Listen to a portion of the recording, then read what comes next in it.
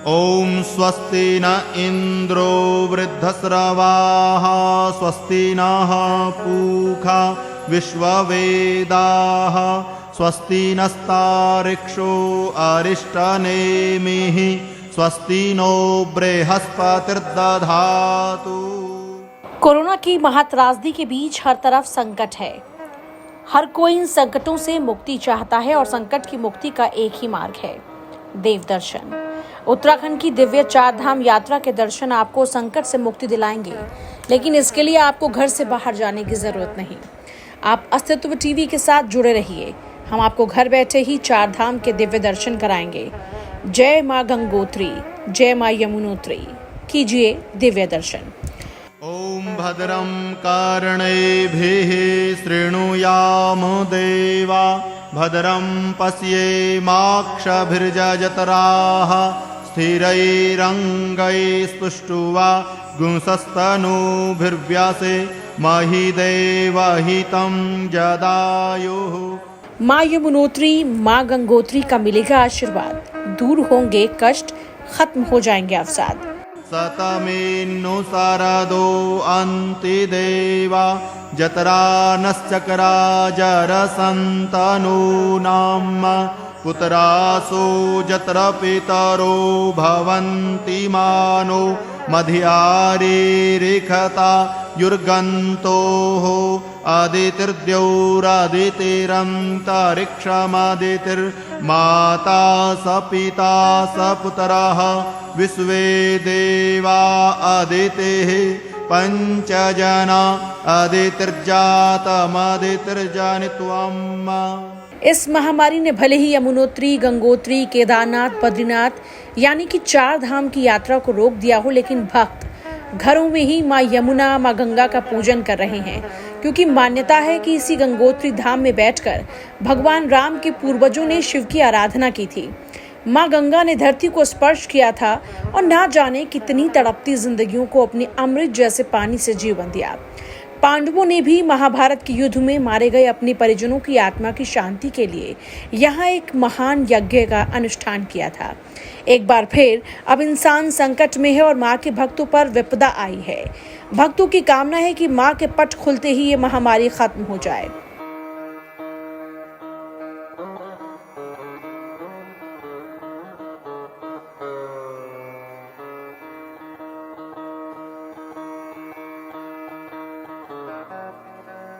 ऐसे समय में देवभूमि उत्तराखंड में गंगोत्री और यमुनोत्री के कपाट खुलने का जो अवसर है, ये लोगों में एक नई ऊर्जा का संचार करेगा।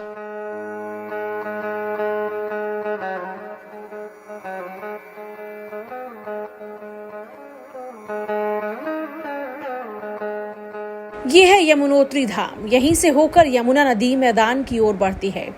उत्तरकाशी में यमुनोत्री धाम 10,804 फीट की ऊंचाई पर स्थित है। बंदरपुंज पर्वत के झुंड के ऊपर यमुनोत्री धाम है। चार धाम यात्रा की शुरुआत यहीं से होती है, इसलिए सबसे पहले यमुनोत्री के कपाट खुलते हैं। ठंड के दिनों में 6 महीने तक माँ यमुना खरसाली में रहती हैं और अक्षय तृतीया से यमुनोत्री धाम में कपाट खोलने से पहले माँ यमुना की विदाई की जाती है। माँ यमुना डोली में सवार होकर यमुनोत्री जाती हैं और उनके साथ शनिदेव की डोली भी यमुनोत्री जाती है। शनिदेव को माँ यमुना के भाई के तौर पर जाना जाता है, इसलिए शनिदेव माँ यमुना को छोड़ने जाते हैं। यमुनोत्री के बाद गंगोत्री धाम के कपाट खोले जाते हैं, लेकिन इस बार ये पहला मौका है जब अगले दिन गंगोत्री धाम के कपाट खोले गए हैं।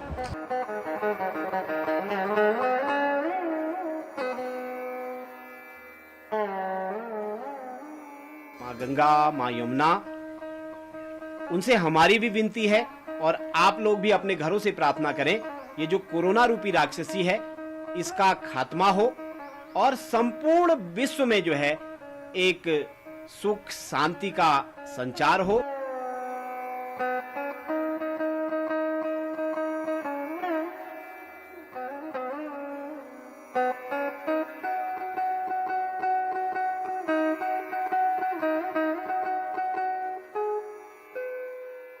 ये धाम गोमुख से 18 किलोमीटर दूर 3018 मीटर की ऊंचाई पर स्थित है।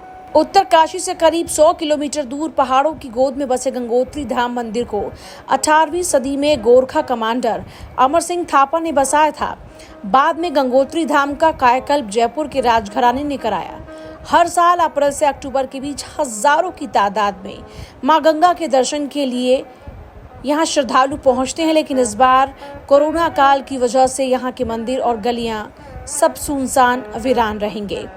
गंगोत्री धाम में विराजने से पहले 6 महीने मां गंगा मुखबा में विराजती हैं। मुखबा को मां गंगा का मायका कहा जाता है। 6 महीने तक मां गंगा अपने मायके में रहती हैं। उसके बाद मुखबा से पूरे गाजे बाजे के साथ मां गंगा की डोली गंगोत्री धाम के लिए जाती है।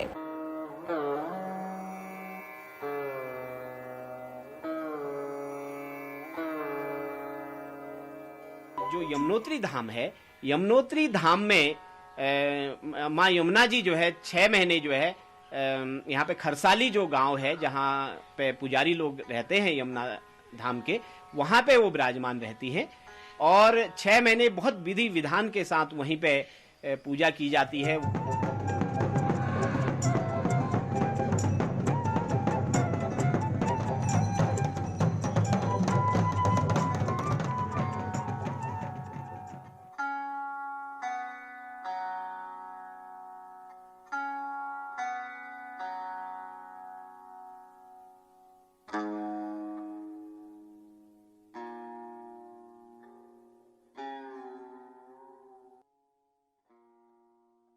जय गंगा मैया की।